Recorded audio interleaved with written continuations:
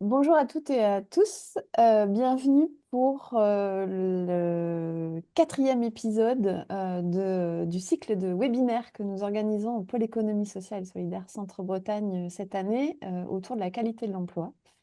Il y a eu les premiers webinaires qui étaient sur le DUERP, le document unique d'évaluation des risques professionnels. On a parlé aussi des contrats aidés pour les personnes en situation de handicap.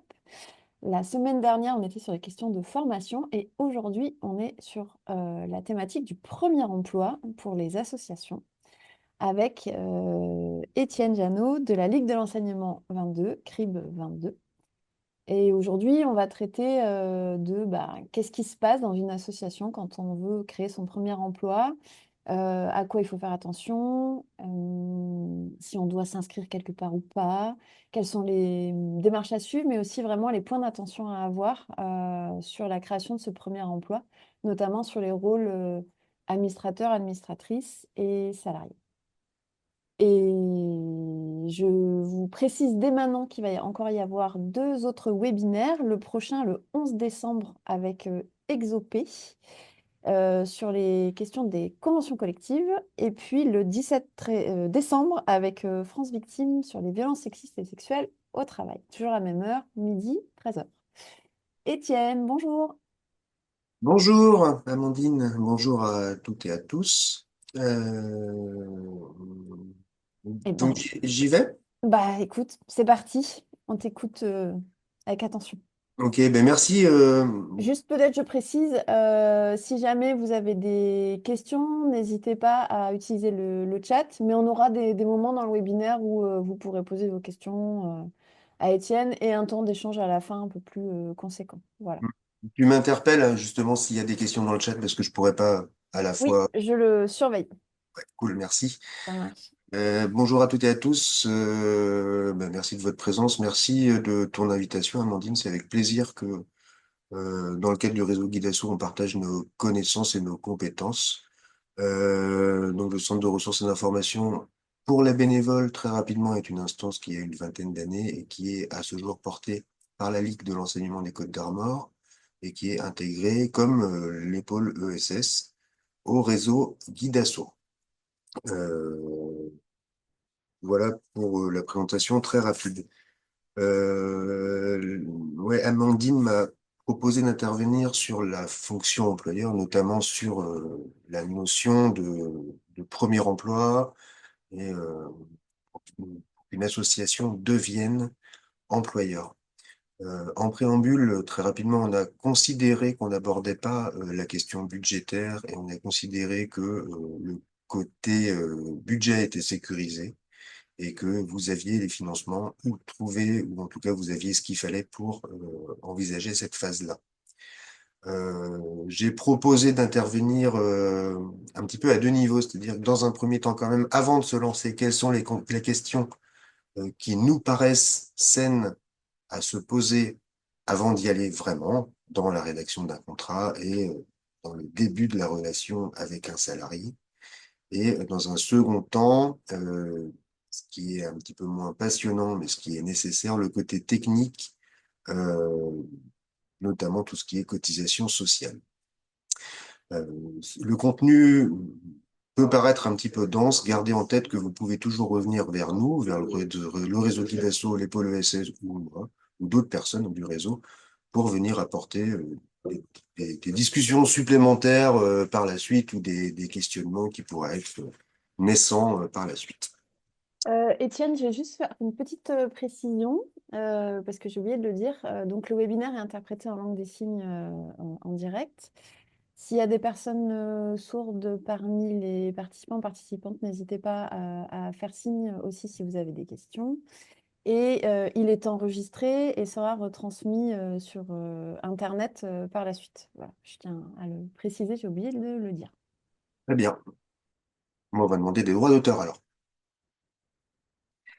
Euh, je partage mon écran, puis on va commencer, on va commencer la présentation. Ça marchait tout à l'heure.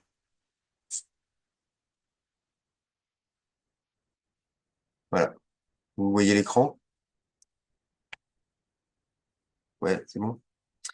Euh, donc, ce que je vous proposais, un petit travail en 3 temps, en tout cas un petit exposé en 3 temps. Premièrement, du projet à l'embauche, évaluer les besoins et les risques. Deuxièmement, anticiper le cadre de travail et gérer notamment la cohabitation entre les bénévoles et les salariés. Et le côté plus technique en dernier. Euh, Premièrement, on va considérer qu'une association est portée par des bénévoles, ce qui constitue le cœur, hein, du système associatif. Euh, le projet associatif appartient donc bien aux bénévoles au travers de l'Assemblée générale. Et cette association est souvent représentée par un président. Euh, Parfois, on a besoin d'acheter de la technicité pour mettre en œuvre le projet euh, associatif au quotidien. Il se peut parfois que quand une équipe est constituée de beaucoup de salariés, il y a un directeur qui fasse l'interface, pardon, entre l'équipe salariée et justement l'organe, souvent le conseil d'administration. Il est donc important de situer chacun des acteurs, on va revenir dessus un petit peu plus tard, situer des acteurs dans cet environnement. Euh, la première des choses qui, moi, me paraît importante et que je partage avec les associations qui envisagent de créer un emploi, c'est de repositionner chacun des acteurs autour du projet associatif, parce que l'idée, c'est pas l'emploi, l'idée, c'est le projet associatif. Garder le projet associatif au cœur du réacteur. Donc, comment est-ce qu'on situe le projet associatif dans son environnement? Quelle est la place, quel est le rôle de l'Assemblée générale? Quel est le rôle du conseil d'administration? Quel est le rôle du bureau? Et quel est le rôle des salariés et des bénévoles? Ce petit schéma-là, il est intéressant à analyser pour aussi vous aider à analyser vos pratiques en interne de votre association. C'est ce qu'on appelle le quadrilatère de Desroches. On ne va pas rentrer trop dans le détail parce que sinon, on ne va pas tenir en 40 minutes. Euh, Quelle est la place de l'emploi dans le projet associatif? Il faut se poser la question en amont. Quelque chose qu'on a souvent tendance à dire aussi, on a besoin d'embaucher rapidement. Peut-être que la première des choses à faire avant d'embaucher, c'est justement de ralentir et c'est de se poser les bonnes questions. Pourquoi est-ce qu'on veut embaucher? Quelle est la place? Quelle va être la place fonctionnelle, opérationnelle du salarié au cœur du projet?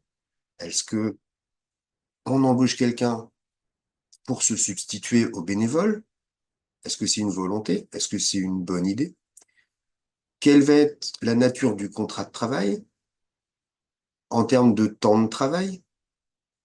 Est-ce qu'il y a des diplômes requis particuliers, des obligations légales, des savoirs qui sont incontournables, des savoir-faire, des savoir-être?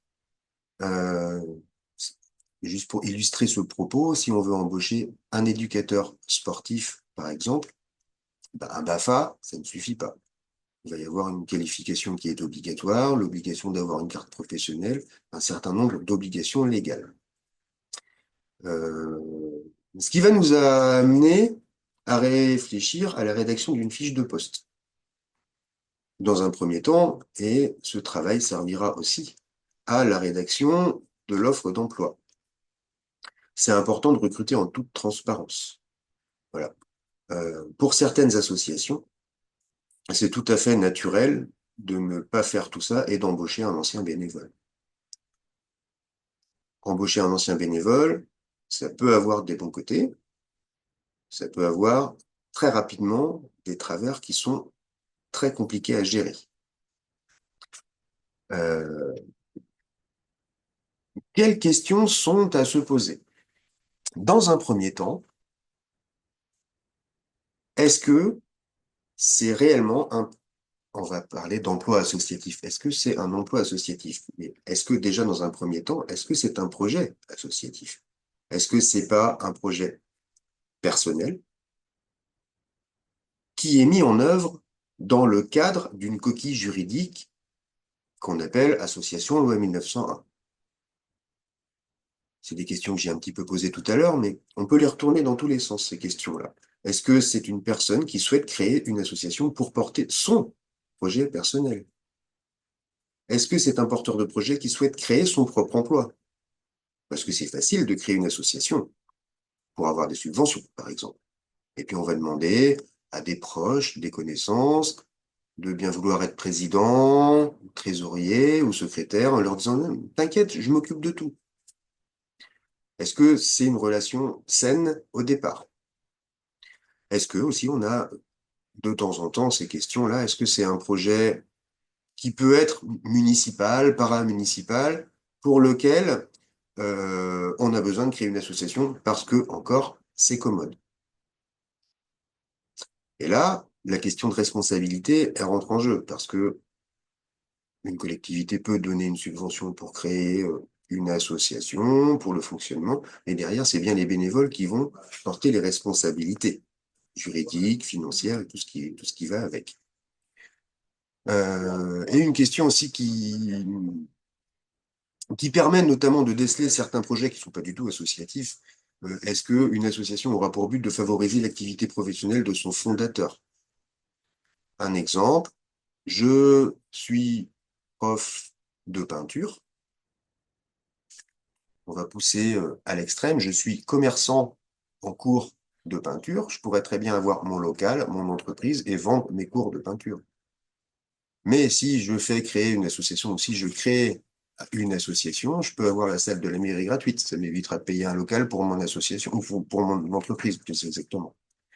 Donc, on peut retourner ces questions-là dans pas mal de sens, mais avant de se lancer, en tout cas, c'est intéressant de se les poser. De la même façon, le porteur de projet doit se les poser, mais l'entourage doit aussi se les poser. Est-ce qu'on est prêt à porter un projet qui n'est pas le nôtre ou qui n'est pas un projet partagé? Pourquoi une fiche de poste? Eh bien justement, on va rentrer dans le détail de pourquoi on embauche. Qui fait quoi? Qui est l'employeur? Qui est le salarié? Est-ce que l'employeur a la main sur le projet? Est-ce que le salarié, parce qu'on lui a donné le nom de directeur, dirige et il fait ce qu'il veut? Quelle est la latitude de chacun? Quelque chose qui est très important aussi, c'est de donner du sens quand on est une association installée. Là, je ne parle pas de la création d'une association, mais une association qui est déjà installée, connue du paysage. Euh, eh ben, on va devoir donner du sens aux bénévoles. Pourquoi est-ce que on va embaucher quelqu'un qui va être payé alors que ben, on a certains bénévoles qui sont pas payés et qui font plein de choses depuis 5, 10, 15, 20 ans. C'est important d'identifier les fonctions de chacun. Ça va aider aussi à clarifier les responsabilités. Quelles sont les responsabilités en tant que bénévole? Quelles sont les responsabilités des dirigeants qui portent la structure qui est employeuse? Et quelles sont les responsabilités des salariés? On sait aussi que c'est souvent compliqué dans les associations parce qu'il y a beaucoup d'affectifs, beaucoup d'affects. Euh, et qu'on a tendance, en tant qu'employeur associatif, à se positionner dans ce cadre-là et on a parfois du mal à objectiver la fonction employeur. Dire, ben voilà, on se connaît bien, on est copains, donc on va pas sanctionner. Ça peut avoir ça peut générer des problématiques, notamment sur la longueur, sur la pérennité de la relation. Quelque chose qui est aussi très important, toujours dans l'idée de clarifier les rôles, c'est d'éviter que des bénévoles, pardon, viennent empiéter sur le domaine des salariés et réciproquement, que des salariés euh, aillent empiéter sur des fonctions qui sont bénévoles. Ça peut être illustré par des salariés qui vont être tellement libres que, une fois de temps en temps, ah ben oui, ils sont bien obligés de convoquer une assemblée générale et de rappeler au président qu'il est président et de rappeler au trésorier qu'il est trésorier. Même si, peut-être, dans la fiche de poste, il y a dans la réalité, c'est un des salariés qui fait la comptabilité, mais ce qui n'empêche qu'il y a un trésorier qui est trésorier. Et plus on aura une lecture claire de l'environnement, plus ça sera facile aussi d'intégrer de nouvelles personnes dans l'organisation. Notamment, c'est vrai pour les bénévoles, accueillir de nouveaux bénévoles dans une organisation qui est claire et structurée, c'est plus facile. Mais quand on doit aussi accueillir de nouveaux salariés, parce que là on parle du premier, mais il y aura peut-être un deuxième, un troisième, c'est aussi plus facile pour un salarié de trouver sa place dans un environnement qui est clair et bien bordé.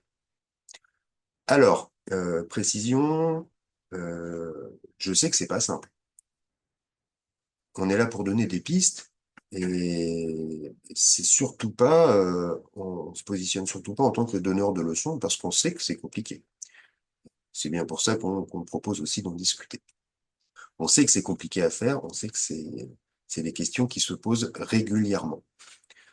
Pour moi, vraiment, l'essentiel, la première des choses, c'est est-ce que le salarié va être au service d'un projet associatif qui, quelque part, n'est pas le sien. On va pouvoir continuer. Au niveau de la fiche de poste, il y a pas de méthode. Enfin, si, en l'occurrence, il y a plein de méthodes. Mais à minima, ce qui peut ou ce qui doit figurer sur une fiche de poste, bah, évidemment l'intitulé du poste, euh, les objectifs, ça va être une introspection de la part de l'association. Pourquoi est-ce qu'on a besoin de ce salarié?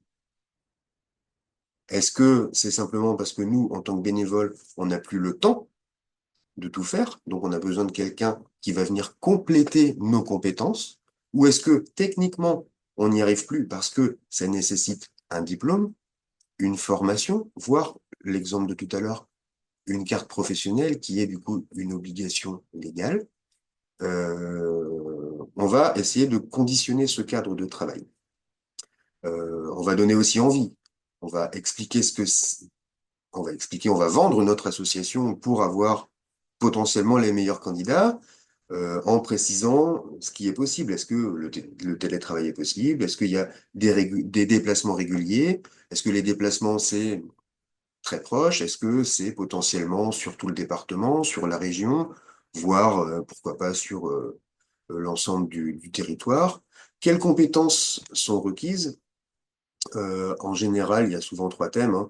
Les compétences techniques, les compétences théoriques et les qualités humaines, hein, ce qu'on va pouvoir décliner dans les savoirs, savoir-faire et savoir-être. Et ce qui va aussi faire pencher un candidat vers votre association. Pourquoi est-ce que je vais choisir, si j'ai le choix, pourquoi est-ce que je vais aller travailler chez vous plutôt qu'ailleurs? Parce qu'il y a une bonne mutuelle, parce que le cadre paraît sympa, parce que l'environnement physique est agréable, on est au milieu des bois, je suis pas enfermé dans un bureau qui ressemble à un bunker. Il y a déjà des collègues qui sont très sympas, en tout cas a priori. Et puis, on m'a présenté très clairement mes missions, donc je sais, enfin en tout cas j'ai l'impression de savoir où est-ce que je vais mettre les pieds, donc je pense que je vais pouvoir m'y épanouir. Euh, Ça, c'est des choses qu'on a parfois un petit peu tendance à oublier. Qu'est-ce qui va faire que je vais avoir envie de rester dans cette structure? Parce que ben, on a pensé à ma formation, on a pensé au développement de mes compétences, ce qu'on appelle entre nous l'employabilité. C'est-à-dire que si un jour tout s'arrête, eh ben mes compétences, elles ne sont pas valables que dans cette association, mais je vais pouvoir faire un transfert de compétences peut-être dans une autre structure, si un jour je dois aller vers cette voie-là. Euh, et cette fiche de poste, plus elle sera précise, sans qu'elle soit limitative, mais plus elle sera précise, ça va vraiment vous servir de premier filtre pour les candidatures que vous allez obtenir. Quelque chose qui est très important aussi en termes de, on va revenir dessus aussi, mais c'est dans l'association, qui va recruter? Est-ce que c'est le conseil d'administration qui va, dans son ensemble, alors ça peut paraître compliqué, si on a un conseil d'administration de 12 personnes qui doit recevoir 10 candidats, ou est-ce que on va créer une cellule recrutement composée de 2, 3, 4 personnes qui ont déjà, par le passé ou dans le cadre d'une expérience professionnelle, organisé et finalisé un recrutement? C'est des choses auxquelles il faut penser aussi. Ça fait écho avec ce qu'on disait au départ. Le porteur de projet individuel qui crée une structure associative pour créer son propre emploi, il n'est pas en mesure de se porter tout seul parce que cette personne-là, elle va avoir à la fois la vision du bénévole et à la fois la vision du technicien, qui sont souvent un petit peu entremêlés, parce que la finalité, elle n'est pas là, elle est de créer de l'emploi, et notamment le sien. Donc, c'est vraiment des questions qui sont saines à se poser avant de signer un contrat de travail. Et quel contrat de travail? Euh, un petit schéma que j'ai enlevé, donc on va pas en parler. Euh, Pardon, je me suis servi d'une présentation, d'une autre présentation qu'on a dû épurer pour que ça tienne en 40-45 minutes. Euh, alors, on va passer à la mise en œuvre. On va se rapprocher du but, partant du principe que on constate régulièrement quand même que dans les associations, à partir du moment où où il y a le mot euro, tout simplement, eh ben, c'est du rôle de l'employeur. Donc, à partir du moment où il y a le mot salarié, ça veut dire fiche de paye, ça veut dire de l'argent. Donc, le trésorier va s'en occuper. D'une part, est-ce que c'est son rôle? Il n'y a pas de réponse. On peut dire oui, on peut dire non. Mais est-ce qu'il a les compétences globales et est-ce qu'il a le temps global pour mener à bien la fonction employeur au sein de l'association? Mon avis, qui n'est que le mien, je dis pas que j'ai raison, c'est d'en discuter, tout simplement. Est-ce que c'est du rôle nécessairement du trésorier? J'en suis pas certain. Il faut considérer que dans l'association, il y a plusieurs acteurs qu'on qu'on peut appeler des instances. En premier lieu, l'Assemblée générale qui est souveraine, qui est détenteur du projet associatif, qui va déléguer une partie de son pouvoir à un CA, souvent, c'est pas obligatoire, mais souvent à un conseil d'administration. Il y a aussi un bureau. Quel est le rôle du bureau?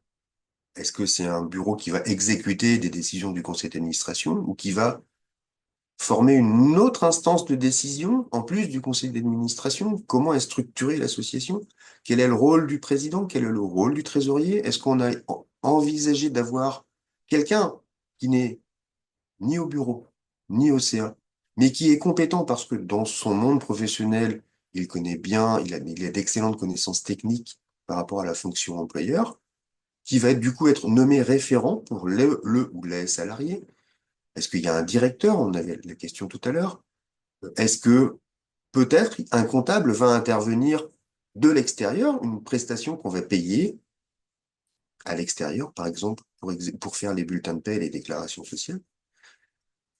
Tout ça, il faut se poser la question parce que il y a une chute. Pardon, j'ai une chute de. Oui, on a vu. Euh, je vais peut-être en profiter pour voir s'il y a des questions le temps que tu te Ouais, remettes voilà. à peu près droit. Ouais, c'est N'hésitez vrai, pas s'il y a des questions pour les personnes qui participent à allumer votre micro et votre caméra ou à mettre une question dans le chat. Je n'ai pas l'impression qu'il y en ait. Bon, eh ben, on continue alors. bon, bah, c'est pas moi qui suis tombé, c'est la caméra. Ça peut vous rassurer, mais je vois que ça inquiétait personne. Donc. Si, si, moi je me suis inquiétée de très peu. L'idée, effectivement, c'est de cibler quel va être le bon interlocuteur pour faire quoi? Pour embaucher. On a évoqué la question tout à l'heure. Est-ce que c'est du rôle du président? Est-ce que c'est du rôle du trésorier? Est-ce que c'est le rôle d'un groupe de travail? Ensuite, plus techniquement, qui va s'occuper de faire les déclarations administratives? On a qu'on va aborder tout à l'heure. Qui va faire les salaires? Qui va faire les déclarations sociales? Qui va édicter les consignes? Là, on rentre un petit peu dans le dur du sujet. Qui va cadrer les missions? Qui va les modifier? Au besoin, est-ce qu'il y a besoin de faire un avenant au contrat de travail? Qui va être compétent pour représenter l'association, pour signer le contrat de travail? Si besoin, qui est habilité à rappeler à l'ordre, éventuellement à licencier, éventuellement à sanctionner? Qui va s'occuper de la collecte des informations qui sont légales? Par exemple, le contrôle du temps de travail. Euh, c'est notamment vrai, mais pas que, c'est notamment vrai pour les associations qui vont embaucher par exemple un temps partiel, la notion d'heure complémentaire, la notion d'heure supplémentaire, qui va être garant de la fonction employeur. Il n'y a pas de réponse à cela. Il faut que tout le monde se mette autour de la table. Et par contre, il faut l'envisager avant. C'est pas une fois que la personne est arrivée qu'on va se dire, bah tiens, en fait, qui fait quoi? Typiquement, pourquoi il faut mettre en œuvre tout ça? Parce que on va devenir, on va arriver en position de manager une équipe, même si c'est une équipe de un. En attendant, on va manager une équipe globale, parce qu'il y a une équipe qui est toujours composée de bénévoles, parce que l'arrivée du salarié n'a pas fait disparaître les bénévoles, et que du coup, tout le monde va devoir composer ensemble. Ce qu'on peut avoir, alors, moi, je base, tout ce que je vous dis là, je le base sur des retours d'expérience. Pourquoi ça se passe bien dans certaines associations? Pourquoi ça se passe pas bien dans d'autres? Euh, Globalement, des salariés, ils attendent que des bénévoles prennent leurs responsabilités. Donc, on partage le projet, on partage la vision, mais il faut que chacun soit à sa place. Les bénévoles employeurs d'un côté et le salarié, le technicien, de l'autre. Ce qui ne veut pas dire qu'on ne travaille pas ensemble. Bien au contraire, justement, il faut mettre en œuvre ce cadre de travail. Il faut garder en tête aussi que dans certains cas qu'on a pu un petit peu évoquer tout à l'heure, où le projet est mal conçu au départ, où le salarié est au cœur du projet, alors que c'est le projet qui devrait être au cœur de l'environnement, on peut avoir une situation d'usure des bénévoles qui disent, bon, de toute façon, le salarié, il fait ce qu'il veut, c'était son projet au départ, donc moi j'arrête. Le salarié va devoir se retrouve parfois en position de lui-même recruter un conseil d'administration. Là, les rôles sont complètement inversés. Ça va marcher 1 an, 2 ans, et rapidement, on va retomber dans les mêmes travers. Donc, les changements, qu'ils soient volontaires ou pas, de bureau ou globalement de conseil d'administration, ou en tout cas d'environnement bénévole, sont parfois destructeurs pour le projet. Quoi? Parce que le projet, en fait, n'était pas un projet peut-être associatif au départ. Euh, et on a ce cas-là aussi, quand on a des salariés qui prennent beaucoup trop de place, en tout cas plus que leur place de salarié, vont eux-mêmes user les bénévoles. C'est aussi un cas qu'on trouve de temps en temps. Euh, Dans un cadre, on va dire, conventionnel, dans un cadre normal, où les salariés ont effectivement un cadre professionnel sécurisé avec des bénévoles qui sont employeurs, c'est une bonne chose, mais les salariés, du coup, comme dans une entreprise normale, attendent de l'écoute. Quelque chose qui soit clair, des délégations qui soient claires, et aussi de l'exigence et de la justice. On peut être jaloux du salarié d'à côté pour qui on ne contrôle pas les heures, alors que moi, je me fais remonter les bretelles quand j'arrive avec 5 minutes de retard. Donc les salariés sont aussi vigilants, comme dans n'importe quel cadre professionnel. Euh, on a évoqué tout à l'heure très rapidement la notion de sanction. C'est aussi quelque chose qui peut arriver, même si, effectivement, souvent dans les projets associatifs, on a des relations qui sont plus amicales que professionnelles. Si à un moment, l'employeur n'est pas en mesure de recadrer, c'est aussi un problème qui peut enfin, qui peut devenir un problème d'équipe globale. C'est un problème qui va commencer entre une personne et une autre, mais qui peut vite gangréner l'équipe globalement. Et à ce titre-là, moi j'ai assez régulièrement, et on a aussi assez régulièrement dans le cadre du réseau Guidation, des salariés qui nous appellent dire, bah, moi je comprends pas, l'employeur il fait pas, et puis le seul qui dit quelque chose c'est le trésorier, mais il dit que lui il peut rien faire parce que c'est au président de faire, et voilà, donc quand le cadre n'est pas clair, derrière le salarié il va pas être à l'aise. Et un salarié qui est pas à l'aise, eh ben, il va pas pouvoir mener à bien, ou en tout cas au mieux, sa mission. Est-ce que sur ces premiers points, je repose la question, est-ce qu'il y a des questions particulières qui nécessiteraient une réponse ou une prise de parole de l'un ou de l'autre?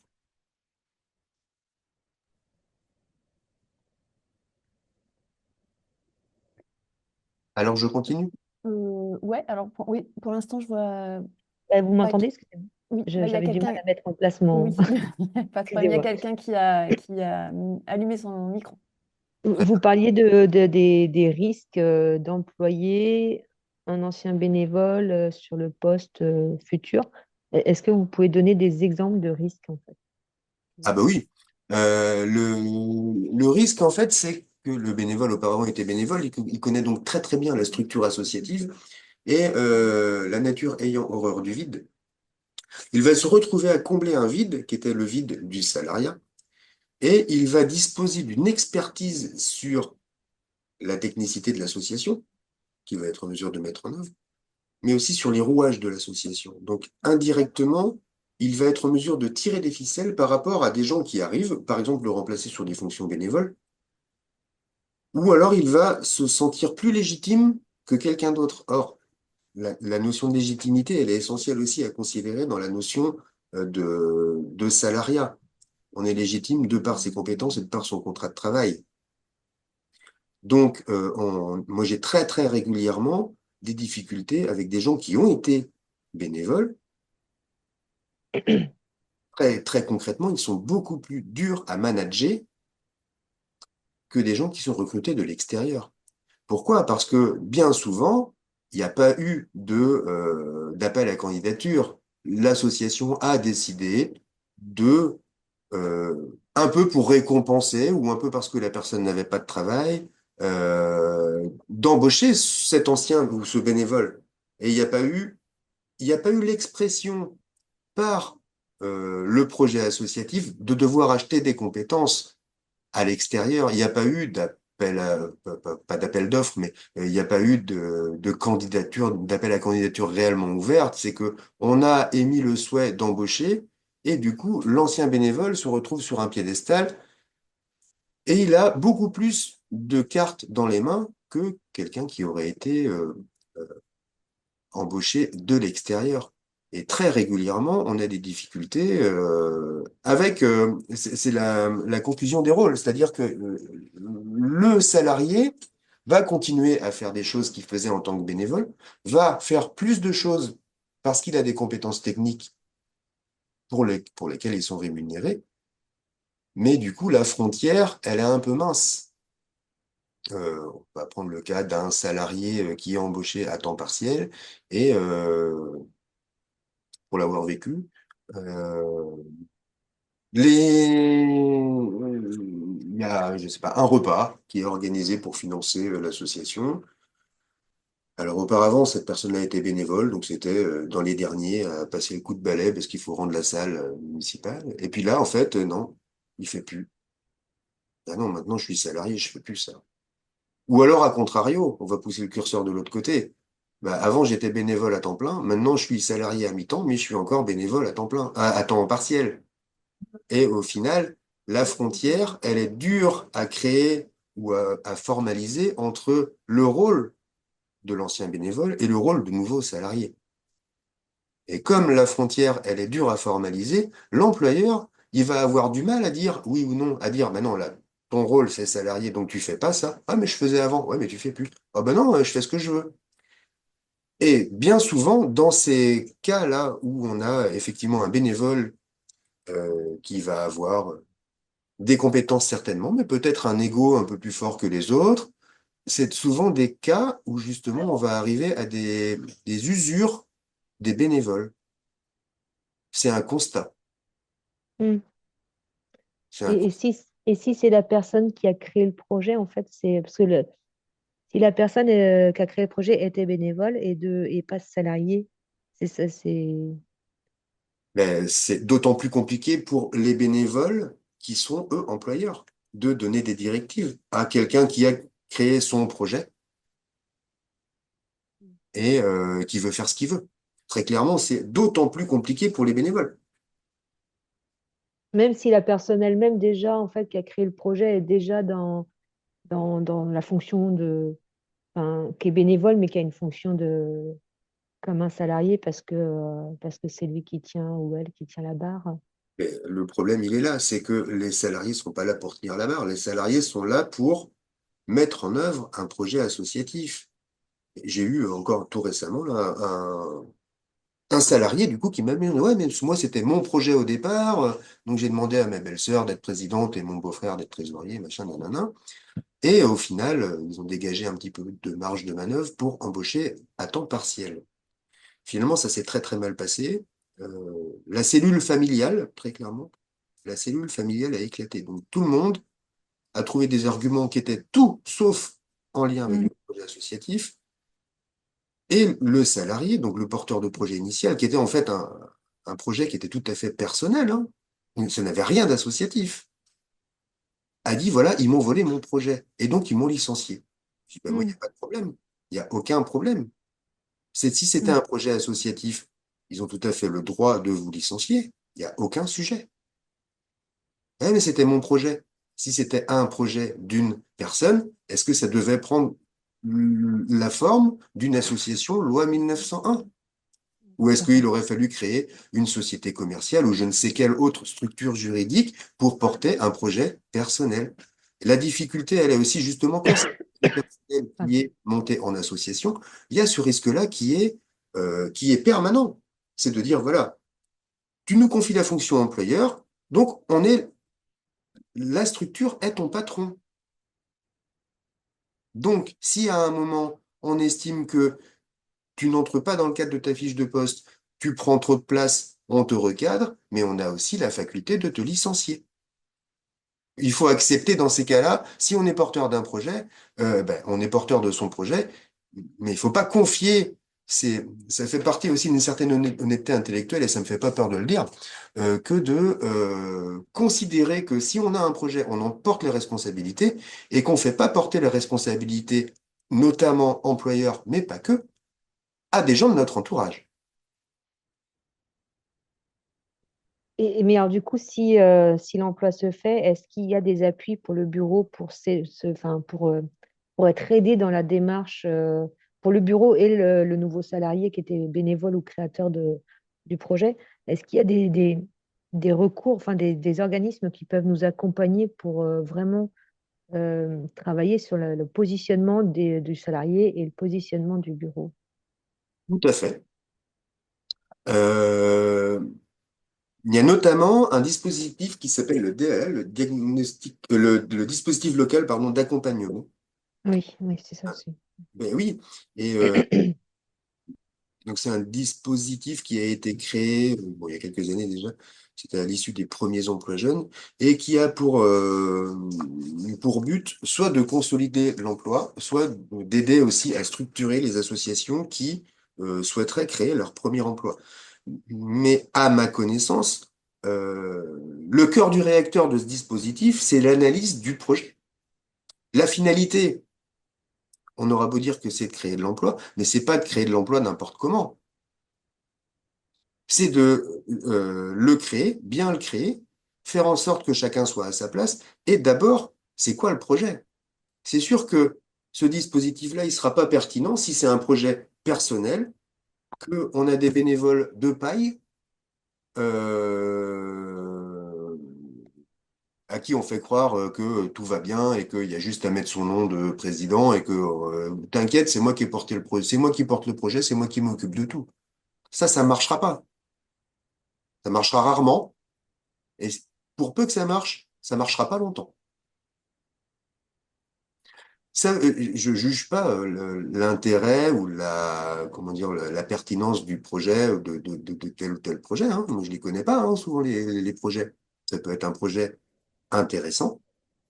Mais est-ce que la structure associative est un bon moyen de mettre en œuvre ce projet-là? Je vous propose qu'on continue sur la suite. N'hésitez pas à réagir à nouveau. Je ne sais pas si les réponses apportées à Étienne vous ont éclairé. Moi, en tout cas, ce que j'entends dans les échanges là, c'est l'importance des rôles et de savoir exactement où on se positionne. Et petit rappel, effectivement, sur la création d'une association. Une association, c'est vraiment pour porter un projet collectif. Et la gouvernance d'une association peut bouger, Donc, quand on élit des administrateurs, administratrices, des membres de bureau, ils peuvent bouger tous les ans et ce sont vraiment ces personnes qui gèrent l'association et notamment qui gèrent la fonction employeur. Donc, effectivement, il y a vraiment ce poids-là important qu'il ne faut pas oublier. On continue, Étienne? Ouais. On pose souvent aussi la question des alternatives à la fonction employeur. Si l'association ne veut pas elle-même être employeur, alors, premièrement, il y a la mise à disposition à titre gratuit d'un salarié. Alors, à titre gratuit, ça ne veut pas dire que c'est gratuit. Ça veut dire que l'association qui est employeur, l'association A, qui est employeur d'une personne, peut mettre temporairement à disposition son salarié à une association B.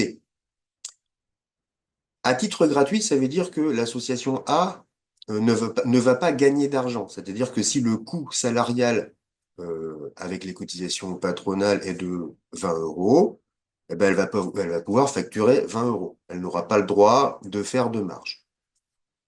Euh, voilà, c'est un petit peu complexe en cas de questions plus précises là-dessus, parce que c'est pas inintéressant. Il faut pas hésiter à revenir vers nous.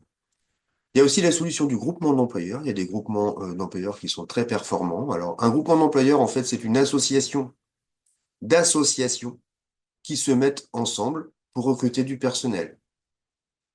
Ça existe aussi.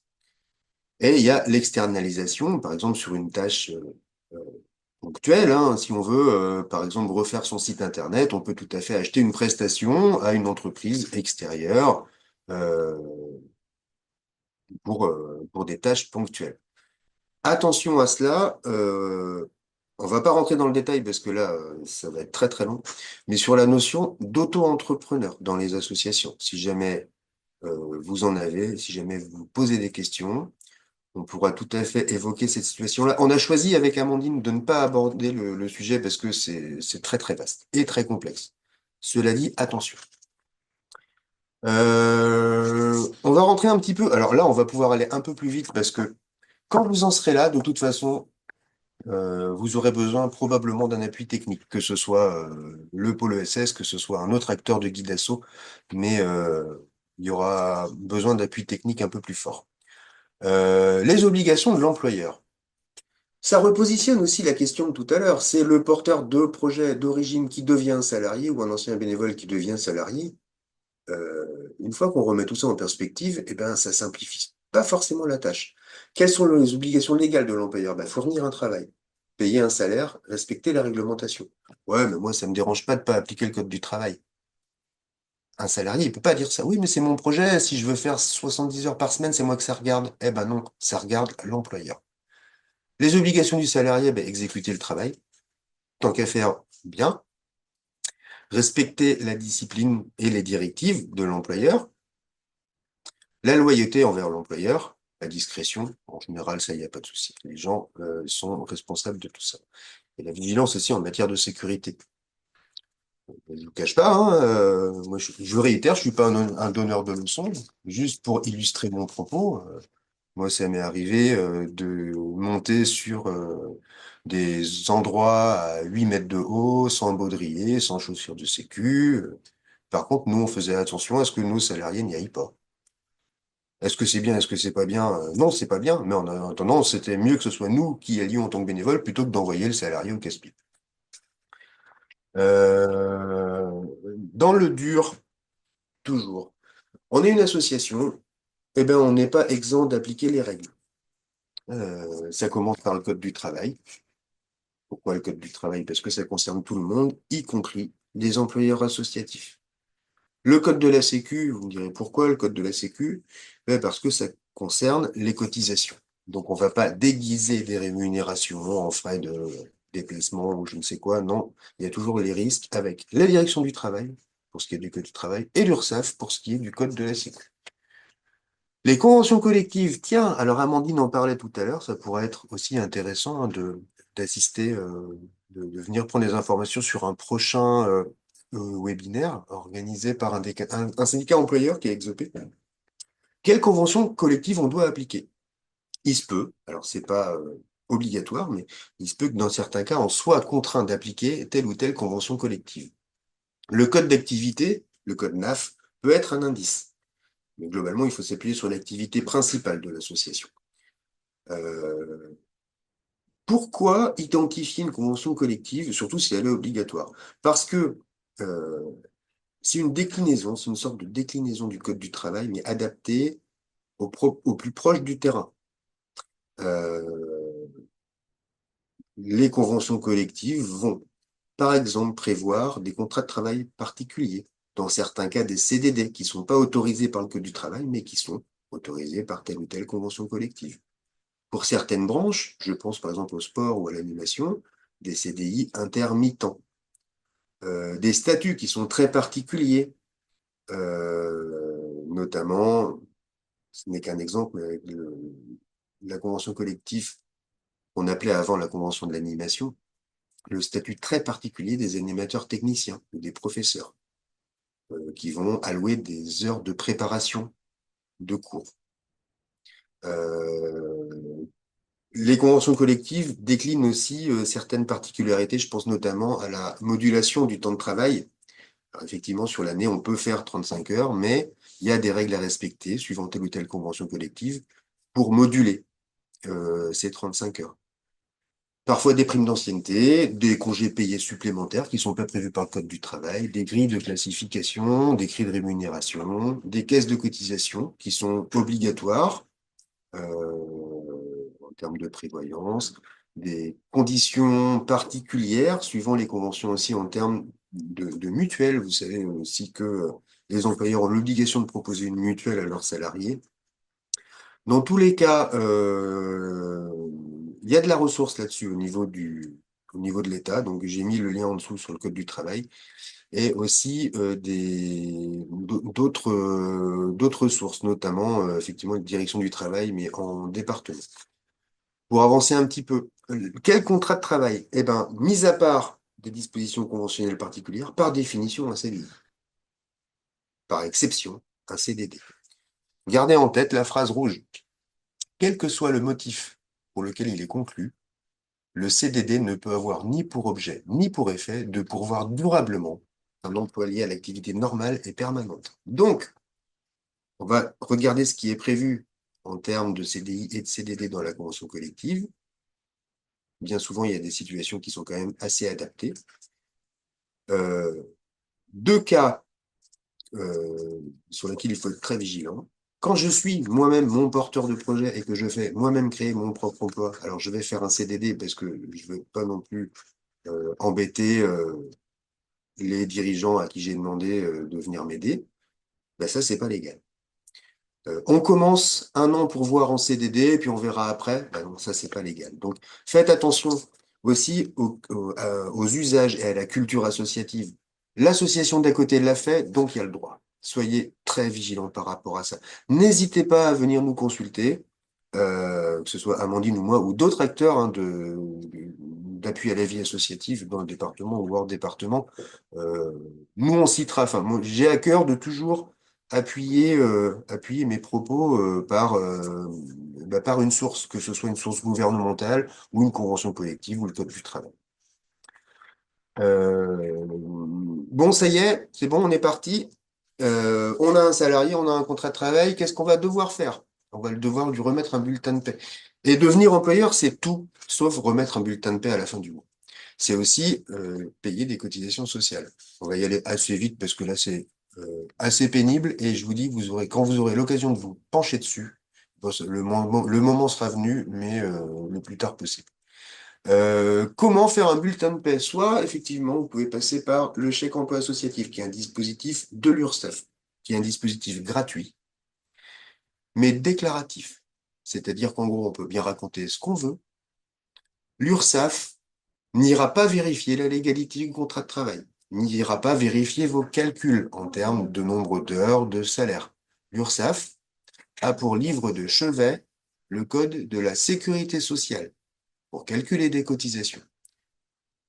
L'URSSAF n'a pas comme bouquin de chevet le code du travail. Donc, c'est pas très sécurisant. En revanche, c'est gratuit, mais c'est pas très sécurisant. L'URSSAF a créé un autre système qui s'apparente à un logiciel de paie, qui est en pleine évolution actuellement. C'est un logiciel de paie qui est prêté à certaines associations qu'on appelle des tiers de confiance. Euh, Ce qui est sécurisant, c'est que les associations qui détiennent ce logiciel-là sont censées être en capacité d'accompagner les associations vers la fonction employeur et notamment être très vigilants sur le contrat de travail en tant que tel et le choix des bonnes caisses de cotisation. C'est quand même un petit peu mieux. Euh, j'ai rien à vendre, mais nous, on est tiers de confiance, par exemple, pour ce qui est de la convention du sport et de la convention éclat, qu'on appelait avant convention d'animation. On doit être une dizaine de tiers de confiance dans les Côtes d'Armor. Les coordonnées sont très faciles à trouver. Si vous les souhaitez, on peut vous les donner. Euh, Deux solutions qui existent aussi, c'est de confier ça à un cabinet comptable. Je ne vous le déconseille pas. Il y a des cabinets qui le font très bien, il y a d'autres qui le font très mal. C'est des commerçants, hein, donc avec plus ou moins d'éthique. Ça coûte très cher. La dernière solution, c'est d'acheter vous-même un logiciel et de le paramétrer, ce que je vous déconseille au plus haut point, parce que ça coûte très cher, c'est très compliqué, il faut avoir des connaissances un petit peu en informatique et beaucoup en droit, un petit peu en comptabilité aussi. Restez plutôt sur les deux premières solutions, voire la troisième, ce qui veut dire que c'est aussi un coût à intégrer à un budget. On va dire des gros mots maintenant. La DSN, c'est quoi? Une DSN, c'est une déclaration sociale nominative qui, à partir des éléments des salaires, doit être faite tous les mois. C'est pour ça que vous pouvez pas faire votre paye vous-même. Et sur comme on pouvait le faire un petit peu à l'ancienne, sur un bulletin Excel à peu près, non. Vous aurez l'obligation nécessairement de rentrer dans un cadre qui est très rigide, qui est le cadre de la DSN. C'est un fichier dématérialisé qui est produit par un logiciel très particulier que que moi-même, je suis incapable d'écrire à la main. C'est un fichier qui est généré à partir d'un logiciel de paie. Très normé, donc vous n'aurez pas le choix que de faire appel à quelqu'un de l'extérieur pour faire vos déclarations sociales. Euh, on va passer rapidement, parce que je vois que l'heure tourne, on va passer rapidement sur le reste. Pour devenir employeur, vous aurez, souvent c'est le cas déjà, vous avez besoin d'un numéro de SIRET. Si c'est pas le cas, venez vers nous, on vous expliquera. Vous aurez besoin d'ouvrir un espace sur un site qui s'appelle Net Entreprise, qui sera obligatoire pour déclarer vos cotisations sociales et, par exemple, récupérer votre taux d'accident de travail, faire des attestations de salaire si les salariés sont malades, récupérer les bordereaux d'indemnité journalière de sécurité sociale. Là, on rentre dans le technique un peu dur. Vous aurez besoin de déclarer, quand Amandine disait tout à l'heure, où est-ce qu'on doit s'inscrire? Ben, à pas mal d'endroits, mais notamment, on doit prévenir l'URSSAF qu'on va devenir employeur. On a besoin de son numéro de SIRET et c'est une déclaration. On va déclarer à l'URSSAF qu'à compter de telle date, on va embaucher telle personne sous tel type de contrat de travail. On va devoir cotiser, donc se faire connaître d'une caisse de retraite complémentaire. On va devoir cotiser et se faire connaître d'une caisse de prévoyance. Dans les deux cas, enfin surtout pour la caisse de prévoyance, c'est la convention collective. Là encore, c'est vous dire si c'est vraiment une clé de voûte hein, sur le dispositif de l'association employeur, de l'employeur en général. Là encore, on doit se tourner vers la convention collective pour savoir à quelle caisse on doit cotiser. C'est vrai aussi pour ce qui est de la complémentaire santé, ce qu'on appelle, nous, entre nous, la mutuelle. Vous avez l'obligation en tant qu'employeur, vous avez l'obligation de proposer une mutuelle. Dans certains cas, je dis bien dans certains cas, le salarié sera en mesure de refuser. Mais il faudra regarder très précisément. Et vous aurez aussi l'obligation, en tant qu'employeur, de prélever les impôts sur le bulletin de paie de votre salarié et de les réverser aux impôts, ce qu'on appelle le prélèvement à la source. Là encore, j'ai mis rapidement la procédure, mais dans tous les cas, si vous en arrivez là un jour, eh bien, faudra pas hésiter à revenir vers nous. Tout à l'heure, je vous parlais de complémentarité de différents acteurs hein, de l'accompagnement à la vie associative. Euh, Amandine et les pôles ESS proposent des différents webinaires. Parfois, effectivement, on a pu voir intervenir les organismes collecteurs des cotisations pour ce qui concerne la formation. Donc, c'est aussi une cotisation qui est obligatoire quand on est employeur. Certaines obligations qui sont un petit peu rébarbatives, mais voilà, techniquement c'est obligatoire. Le registre unique du personnel qui doit prendre une certaine forme et qui est obligatoire. Je passe rapidement parce que c'est technique et puis on pourra toujours revenir dessus le cas échéant plus tard. Le DEERP qu'Amandine a évoqué tout à l'heure, donc c'est un document qui est obligatoire euh, pour ce qui est de l'évaluation et la consignation des risques et de ce qu'on fait par rapport justement à ces risques professionnels au sein de l'association ou au sein d'une entreprise. C'est obligatoire. Vous aurez aussi l'obligation de vous tourner vers la médecine du travail. Et vous avez un certain nombre aussi d'affichages qui sont obligatoires. On ne va pas rentrer dans le détail parce que c'est très très long. Gardez en tête que si déjà vous mettez en œuvre tout ça, eh ben, vous serez pas loin de la vérité. Euh, Très rapidement, une fois que le salarié va être arrivé, ben voilà, qu'est-ce qu'on met en place? Voilà, on va faire effectivement signer le contrat, on va lui faire visiter les locaux, on va lui présenter l'association, les statuts, le règlement intérieur, et éventuellement les instances, ses collègues. Est-ce qu'il y a un organigramme? Est-ce qu'il y a un livret d'accueil? On va lui donner son planning de travail. Voilà, tout ça, c'est des éléments pour rappeler que justement, la question de tout à l'heure, elle était pas dénuée de sens. C'est-à-dire que le bénévole qui arrive, lui, dans la fonction euh, salariée, eh ben, on va pas lui faire ça. Et on va pas avoir envie de lui dire, bah, attends, je vais pas te présenter les locaux, je vais pas te repositionner dans le rôle de salarié parce que tu connais déjà l'association. Pour moi, c'est un manquement. Et derrière, ça veut dire que le cadre, déjà, il est pas bien imposé, quoi. On va pas avoir envie de l'embêter, l'ancien. Je vais prendre un exemple très précis et que j'ai eu. Un ancien bénévole qui est devenu salarié. Ouais, mais moi j'ai déjà ma mutuelle. Oui, mais je suis obligé de te la proposer.